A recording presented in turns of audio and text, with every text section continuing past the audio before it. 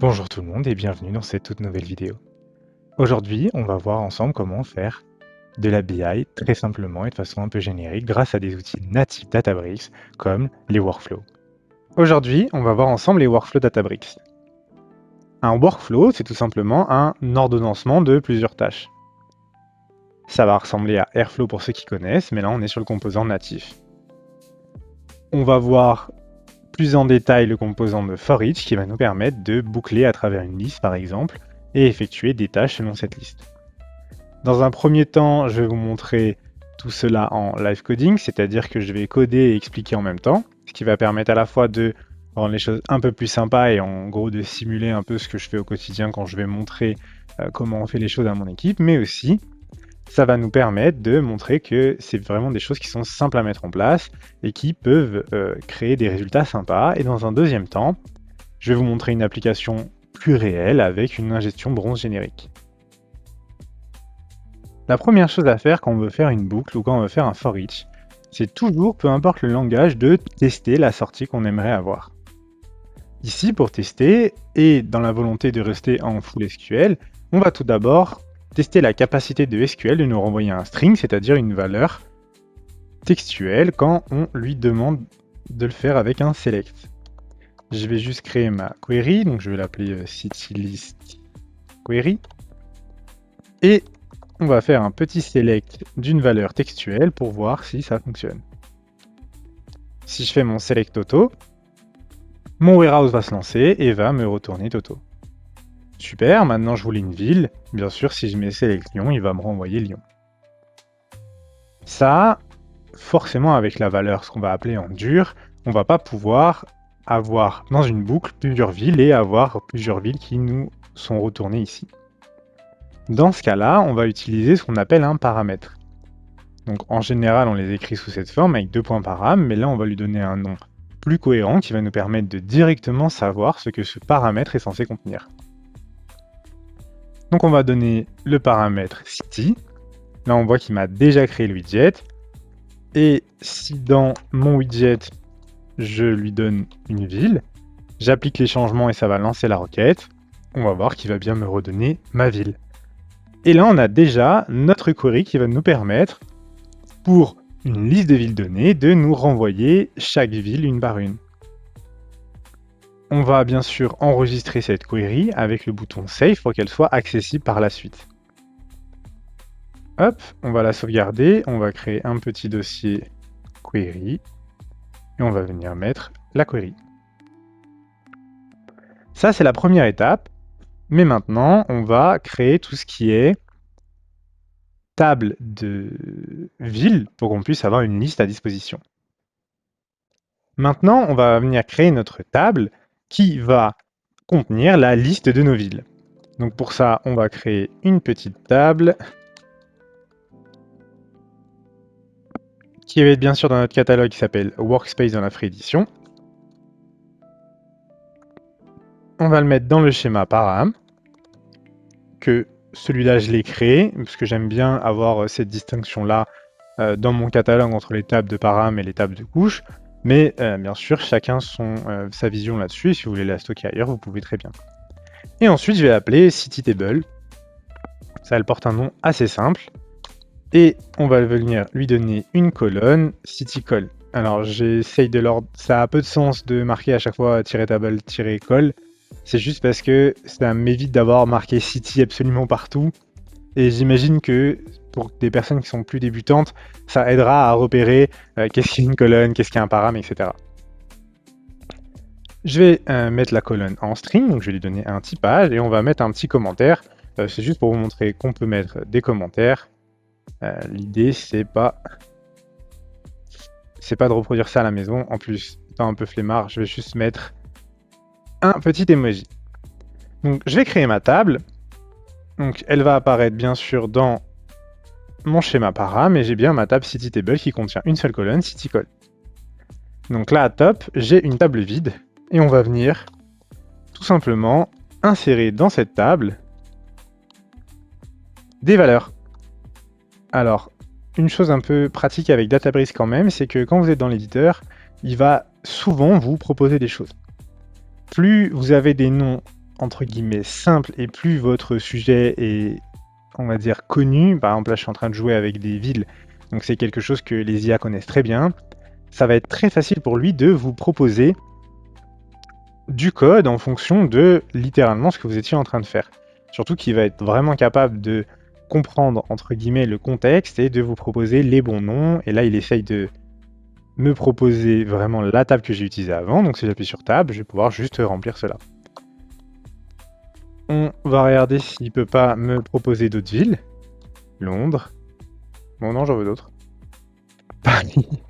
Paris. Tokyo. Très bien. Donc j'ai mes 4 villes. Donc je vais venir insérer ces valeurs.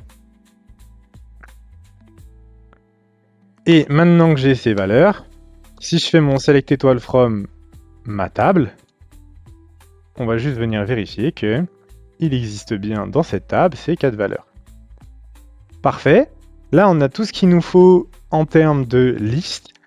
Je vais faire exprès de ne pas créer la query tout de suite pour la liste des villes, parce que j'aimerais vous montrer la capacité de Databricks à aller chercher une query et ses paramètres. On va venir créer notre première pipeline grâce à l'onglet Job et Pipeline. J'ai juste modifié ici entre-temps le nom de la query parce que c'est le nom qu'on donnera à la query qu'on va créer dans la pipeline. Le nom était bien plus pertinent pour la deuxième. On va venir créer une première petite tâche SQL. Et cette tâche SQL, on va juste donner un nom un peu clair, demo for each. Et on va venir créer une petite tâche SQL qu'on va appeler list city task et qui va nous permettre tout simplement de lister les villes. En général, on essaie de donner les noms les plus clairs possibles. C'est bien sûr une tâche de type SQL, mais Databricks en propose plein d'autres, et c'est une query. Il y a plusieurs types de tâches SQL, mais pour l'instant, on va se concentrer sur query. Ici, ce que je voulais vous montrer tout à l'heure, c'est qu'il va nous lister l'ensemble des queries de notre espace. C'est-à-dire qu'il faut qu'une query existe pour pouvoir l'utiliser comme ça avec l'UI dans un job. Maintenant, un avantage, c'est que quand je vais sélectionner la query qu'on a créée en début de vidéo, il va directement me mettre son paramètre. Donc c'est quand même très pratique d'avoir directement la query qui vient se surcharger avec ses paramètres et ses valeurs par défaut. Mais pour cette tâche de listing, on va venir créer une nouvelle query. On va ouvrir l'éditeur ici, créer une nouvelle query, et vu qu'on doit lister les villes, on va l'appeler CityList Query. On va venir faire un select étoile de notre table param city table. Maintenant, c'est plus propre de faire un select de seulement les colonnes qu'on a besoin, surtout que c'est assez important, vous le verrez par la suite dans la vidéo, de sélectionner seulement les colonnes qu'on a besoin, parce que pour passer d'une tâche à une autre, il y a une limite de taille maximale dans la sortie. Bon, ici il n'y a qu'une seule colonne, ça ne change rien, mais autant faire les choses proprement. On va venir sauvegarder cette query au même endroit que l'autre, et vous allez voir qu'elle sera directement accessible maintenant dans la petite liste des queries. Elle n'a bien sûr pas de paramètres, et on va venir créer notre première tâche.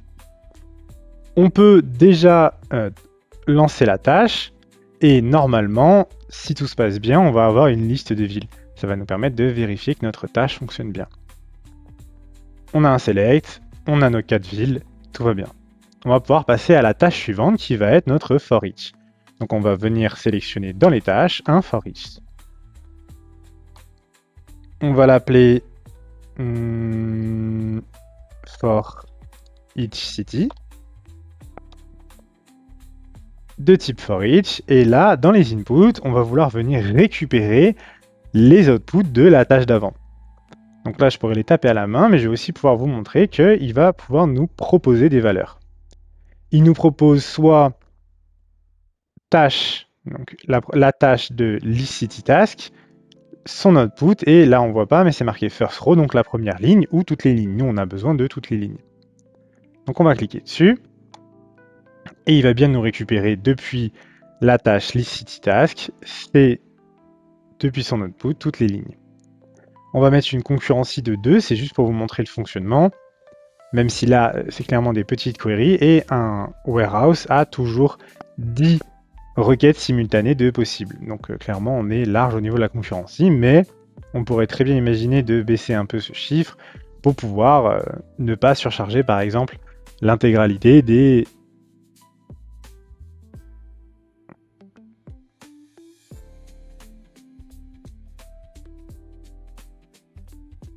tâches en concurrence possibles. Maintenant, on va venir ajouter une tâche sur laquelle on va venir itérer. Donc ça va être aussi une tâche SQL et ça va être la query qu'on a créée en tout début de vidéo. Donc c'est ma city query et ici on voit que on a notre paramètre city et qui va avoir la valeur par défaut qu'on lui avait mis Marseille. Si je lançais mon workflow tel quel, ici j'ai 4 lignes avec 4 villes, mais dans mon for each, je viendrai surcharger à chaque fois Marseille. Donc vu que je fais un select de mon paramètre, j'aurai 4 fois select Marseille. Donc pour cela, on va venir récupérer grâce aux petites accolades. Tac, tac, tac, tac. Ce qu'on va venir chercher, c'est depuis input, donc depuis la tâche de for each, qui a récupéré les outputs de la première tâche, on va venir récupérer les valeurs de city call et donc nos villes. Je vais créer ma tâche et voilà mon premier petit workflow. Quand je vais lancer ce workflow, je vais avoir une petite pop-in qui me renvoie vers le run et si j'y vais, je vais voir que dans ma première tâche list city task, il va venir, une fois que le warehouse sera redémarré parce qu'il était sûrement éteint, il va venir me lister mes villes. Ensuite, j'ai mis une concurrence de 2, donc il va tout d'abord lancer 2 queries simultanées, et une fois qu'une query aura fini, il va continuer ainsi de suite. Là, on n'a pas beaucoup de tâches, mais si on en avait beaucoup, ça serait intéressant d'avoir une concurrency qui permettra à la fois d'être lisible et de bien enchaîner toutes les tâches, et de ne pas surcharger la mémoire, etc. etc. Donc là, si je prends par exemple ma tâche Tokyo, je peux voir qu'on a fait un select du paramètre city et que j'ai bien Tokyo qui a été renvoyé. En fait, on voit ici sur le côté droit que mon paramètre city a été surchargé par Tokyo, ce qu'ils appellent resolved. Et voilà, c'est aussi simple que ça de faire un petit for each.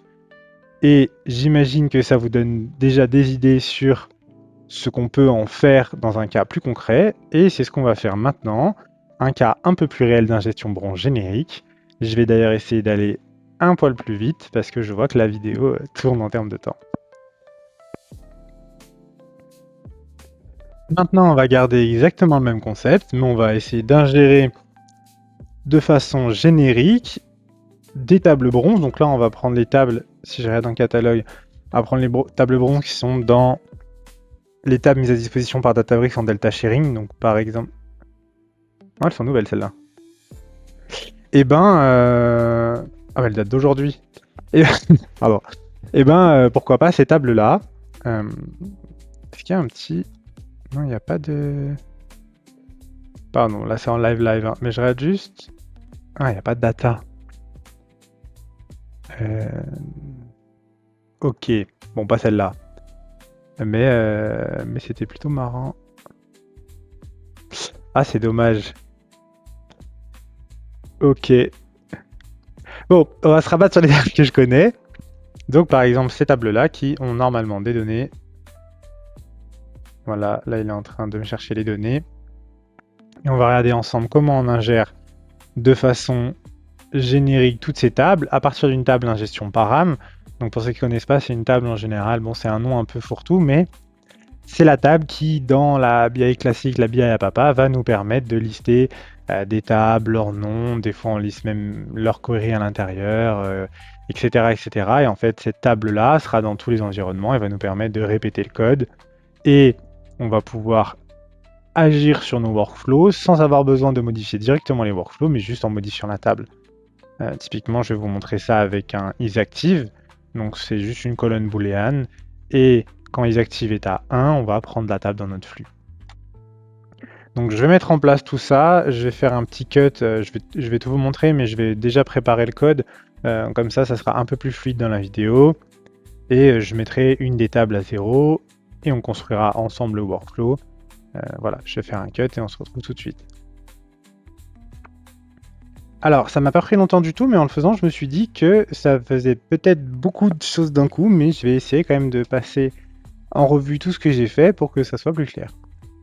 Tout d'abord, j'ai créé et j'ai mis des commentaires à une table, un gestion param très simple avec source table name, le nom de notre table source, target table name, le nom que j'aimerais qu'elle ait une fois dans mon environnement bronze, mon schéma bronze, une colonne emoji, donc faites pas ça à la maison, mais je trouvais ça un peu marrant, et puis quand je vois le résultat, c'est un peu affreux, donc j'aime bien. Mais les emojis arrivent, hein, quoi qu'on en fasse, même si on n'est pas censé en faire ça en BI et que ça crée plein de problèmes. Chez client, j'ai des, des colonnes textuelles avec des emojis, donc j'essaye de m'y habituer. Et une colonne inactive, un booléen, donc qui prend soit true, soit false, soit oui, soit non en gros, et qui va nous permettre de n'ingérer que les tables qu'on choisit d'ingérer. Et j'ai inséré ces 8 lignes qui viennent de mes tables du delta sharing, qui sont ici sur le côté dans TPCH. Et donc voilà, c'est mes 8 tables là, et j'en ai mis une à false. Donc l'idée c'est que normalement mon ingestion va ingérer que 7 de ces 8 tables. Voilà, les emojis vont être utilisés et j'ai juste créé donc la source bronze query. Donc ça c'est notre query générique qui va nous permettre de, peu importe la table qu'on lui donne, elle va l'ingérer de façon générique, ajouter une petite colonne qui sert à rien, mais c'est juste pour vous montrer que on peut surcharger une colonne avec des paramètres depuis la table d'ingestion param par exemple. Bon, l'idée c'est d'en faire quelque chose d'utile dans un cas réel, mais moi c'est juste pour vous montrer cette possibilité. Et on va juste rajouter un timestamp. On est dans une couche bronze, on n'est pas censé ni altérer ni changer quoi que ce soit, mais on peut se permettre d'ajouter des petites colonnes utiles d'informations. Et on va utiliser les identifiers. Donc c'est une méthode, on va dire, dans Databricks SQL qui va nous permettre, ça va et concaténer et vérifier que à l'intérieur d'un identifier, c'est bien un catalogue schéma paramètres qui est passé. Et si ce n'est pas le cas, normalement ça casse et donc ça permet d'être protégé aux injections, mais ça permet aussi de finalement faire un petit test unitaire de propreté de code. Et voilà, donc là on a notre query et là on a notre résultat. Mais même si je vous cachais le résultat, cette query là a tout de générique. Bien sûr on aurait pu mettre la timezone en générique, mais là l'idée c'est qu'on fasse simple. Mais on voit que finalement c'est que des paramètres. Il va nous rester une dernière query à créer, qui va tout simplement être notre query qui va nous faire la liste. Donc on va tout d'abord faire un select étoile de notre table de param d'ingestion param. De cette table, on va vouloir garder toutes les colonnes. On va faire ça proprement, je vais juste les taper. Bon, sachant que sur des outils modernes, comme vous pouvez voir, il n'y a pas besoin de se prendre trop la tête avec les noms. Il nous propose tout le temps tous les noms, donc voilà, il y a très peu de... On va dire très peu d'énergie à mettre à taper, mais en fait la colonne isActive nous sert à rien finalement. Donc finalement on n'a pas besoin, mais par contre, je ne veux que... Bon, ça marche, mais pour une question de clarté, je vais juste mettre le show. Ok, et normalement, si je run cette query, elle devrait me retourner cette ligne, donc il manque juste la ligne qui a le isActive à false. Et donc c'est dans cette table-là qu'on va venir itérer, donc je vais appeler ça la list table query. Et pareil, je vais venir l'enregistrer, donc il faut bien les enregistrer parce que sinon, en fait vous allez les retrouver quand vous allez retourner sur votre espace, mais seulement les queries qui ont été saved, donc soit avec CTRL soit en cliquant, vont être accessibles avec leurs paramètres. Donc je vais venir la sauvegarder, et bien sûr je n'aurai pas de paramètres dans celle-là. Mais on aurait pu très bien imaginer dans un cas réel, avoir des lots, avoir un lot, avoir d'autres types de séparation. J'aurais très bien pu surcharger des emojis à la main, enfin voilà, on aurait pu imaginer pas mal de choses, mais là on va faire simple. Maintenant qu'on a notre table et nos queries, on va venir créer notre pipeline.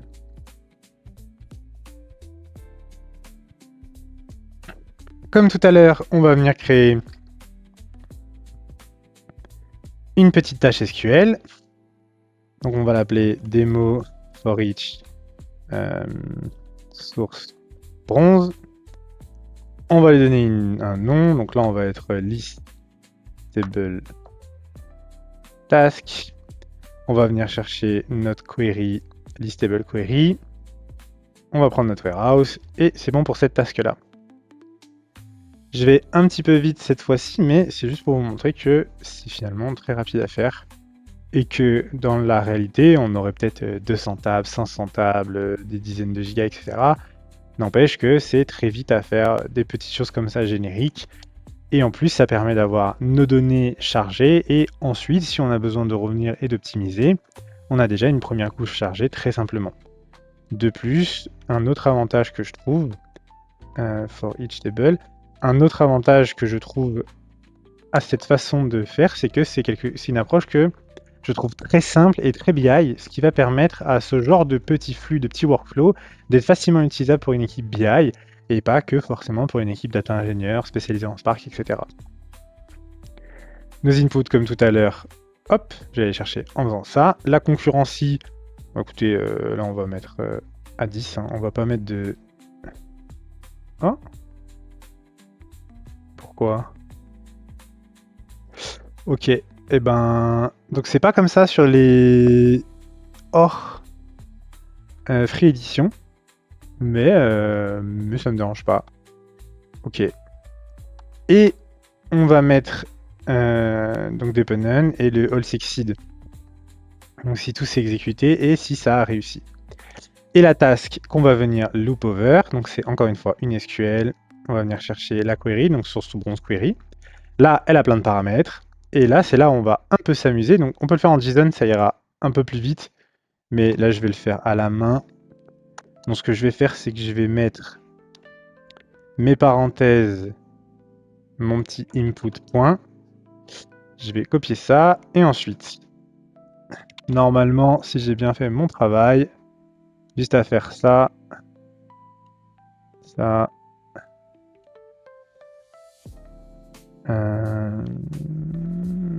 Non, pardon. Catalogue par RAM, c'est une valeur en dur. Et mon catalogue sur la Free Edition, c'est toujours Workspace. Mon schéma par RAM, c'est bronze.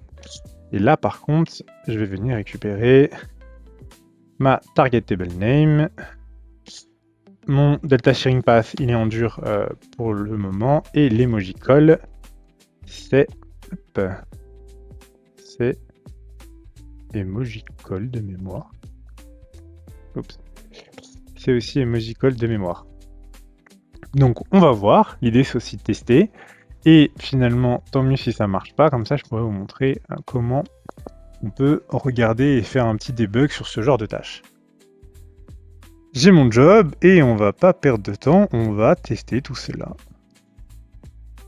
Donc je vais run et ouvrir le run. Donc la première tâche, c'est encore une fois notre liste. Donc là on voit qu'on prend que les colonnes qu'on a besoin, parce qu'encore une fois, la taille de la sortie ici est limitée. Donc il nous dit que c'est limité à 1000 lignes, mais en fait la limite, vous l'atteindrez plutôt sur vraiment la taille, donc c'est 48 KO de mémoire, que le nombre de lignes, parce qu'en fait, si vous avez 1000 lignes de aucune information, ça va passer, mais si vous avez 1000 lignes un peu, enfin 50 lignes un peu fournies, ça peut coincer. Donc là, il en a déjà fait 4, et du coup, vu qu'il y a une concurrence de 4, en fait, à chaque fois qu'il en a fini une, il en relance une, mais vu qu'il les a finis en même temps, il les continue, il y en a bien 7 au total, on voit les emojis dedans. Et là, donc, il a bien ajouté la table. J'ai pas mis un select à chaque fois de la table. Ça aurait été une mauvaise pratique de dev, mais par contre, ça aurait été plutôt sympa pour voir le résultat. Mais par contre, c'est vrai que ça aurait été une mauvaise pratique de dev. Ça aurait demandé pour chacun de mes flux de venir afficher mon résultat, ce qui aurait pris de la puissance pour rien. Select étoile from.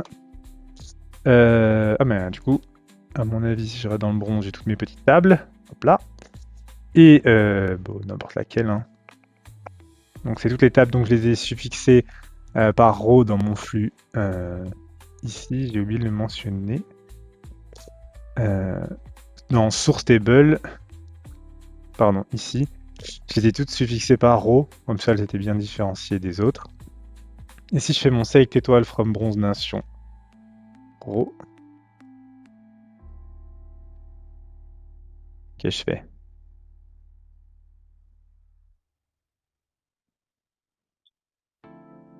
Qu'est-ce que je fais?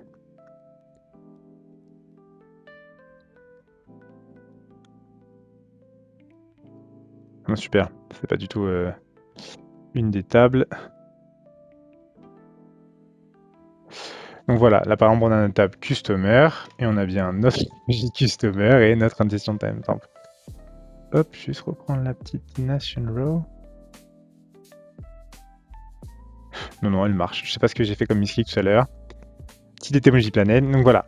Donc là, on a pu voir que sur un run très simple, on a pu à la fois aller chercher de façon générique, donc juste avec une petite tâche de listing et une tâche de for each avec, on va dire, une seule query. Là, je pourrais avoir 200 tables, 600 tables, et elles iraient se mettre au bon endroit, tout avec ingestion timestamp. Et vous voyez, en termes de code, là, ça a pris plus de temps parce que, voilà, j'ai fait une vidéo, mais clairement, il y en a pour une vingtaine de minutes grand max, et on a déjà l'entièreté d'une base de données, en sachant que, voilà, les warehouses sont clairement très puissants, et même si on a plusieurs gigas de tables, il n'y aura aucun problème. Maintenant, j'imagine qu'il vaut... Si je dois vous donner un conseil, si vous avez des terra-tables, évitez d'utiliser des itérations comme ça simples, mais je pense que si vous avez des terra-tables, vous vous en êtes rendu compte. Mais pour des tables de plusieurs gigas, ça marche très bien, ça va très vite. Donc faut pas hésiter. Et l'avantage de ce genre de choses, donc là, forcément, je vous l'ai montré à la main, mais dans le quotidien, on y fait passer à travers des Databricks Asset Bundle. Donc on essaie d'avoir on va dire un environnement qui est vraiment natif à Databricks et ce qui nous permet que toutes les briques fonctionnent très bien entre elles et tout est simple à monitorer, à faire évoluer. Et d'ailleurs, ici, dans ma tâche de for each, j'ai mis mon paramètre de sample en dur ici, mais j'aurais très bien pu imaginer, là si j'ai envie, je peux rajouter dans ma table d'ingestion param mes autres tables du catalogue. Ce paramètre-là, je le mets dans ma table d'ingestion param au lieu de le mettre ici. Et du coup, je pourrais très bien imaginer que pour chaque table, je viens chercher son path à elle et je récupérerai l'ensemble des tables de delta sharing. Voilà, c'est aussi simple que ça. Une table d'ingestion param, c'est fait pour contenir des infos. Et si vous avez besoin d'infos, on va dire, qui sont liées à d'autres infos, il suffit qu'elles soient sur la même ligne et le job va venir toutes les chercher et toutes les surcharger.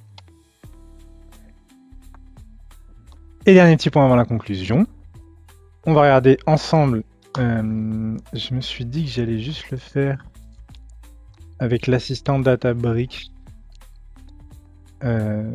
Juste pour vous montrer, j'aime bien vous montrer à chaque vidéo que l'assistant il peut quand même être assez utile. Voilà. Moi je l'utilise pas beaucoup, je dois l'avouer, sauf pour faire des listes ou des trucs. Mais j'ai pas une grande utilité d'assistance, mais je pense que pour des personnes qui découvrent l'outil, ça peut être top. Là, j'ai juste fait select 1 pour démarrer le warehouse. Alors, je vais le taper en anglais, mais en français, ça marche très bien aussi. I want to set the value. The call is active to 1, where...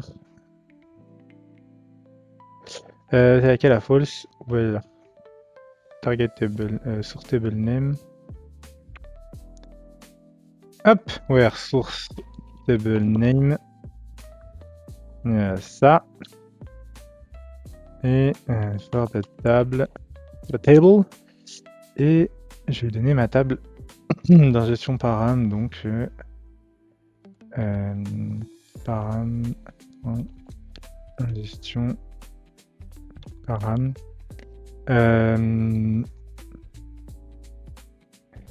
Alors, par expérience, on aurait pu tester en vrai, mais par expérience, il veut jamais trop modifier les tables. Donc en général, je rajoute I want to set an alter, ça a aucun sens. Mais mais je sais pas pourquoi quand je dis juste set, des fois il me montre sans altérer la table. C'est peut-être comme ça qu'est pensé l'IA derrière. D'ailleurs, je le rappelle parce que ça fait suite aux autres vidéos, mais là il y a une nouveauté, c'est que ils ont changé le modèle derrière l'assistant Databricks. Et il est carrément bien meilleur qu'avant. C'est vraiment plus agréable à utiliser, je trouve. Avant, il était bon pour faire des petites tâches et des petites listes, et là maintenant, il commence à être vraiment costaud. Et il est toujours totalement gratuit. Là, je pourrais l'utiliser à l'infini, il n'y aurait pas Il n'y aurait pas de coût particulier. D'ailleurs, je paye rien vu que je suis sur la free edition. Il n'y a vraiment aucun coût.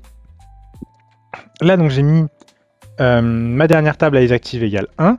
Donc si je fais mon petit select étoile de ma ingestion param, oups, normalement j'ai que des tables à isActive égale true. D'ailleurs j'ai mis 1 et ça a mis true. Hein. Dans Databricks, il n'y a pas de problème de 1, 0, true, false. Il les comprend de la même façon. Et là, si je relance mon flux, donc là, je vois que j'avais le flux tout à l'heure avec 7 tâches. Et si je le rerun, si je le rerun ici, donc d'ailleurs le lineage c'est assez intéressant, je montrerai peut-être, mais en fait on voit on voit les tables qu'il allait chercher et on voit les tables qui ont été écrites avec ce job. Normalement on pourra le regarder après le flux et on verra qu'il se sera updaté à 8. Hop.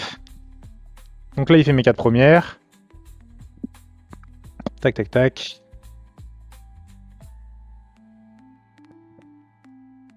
Et là, on a mieux vu qu'il les a un peu séquencés.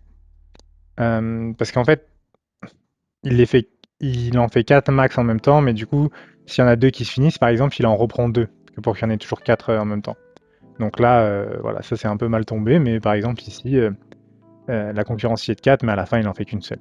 Et donc, il a bien rajouté ma table part sup qui va aller dans mon bronze et qui va s'appeler part sup row, et avec le petit emoji camion. Et si je regarde son run à elle, je vais pouvoir voir les valeurs qui ont été surchargées.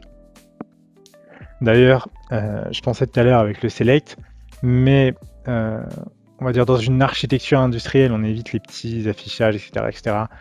Pour vos projets perso et même pour des petites archis, n'hésitez pas à afficher 2-3 choses, ça prend même pas 2 secondes de run.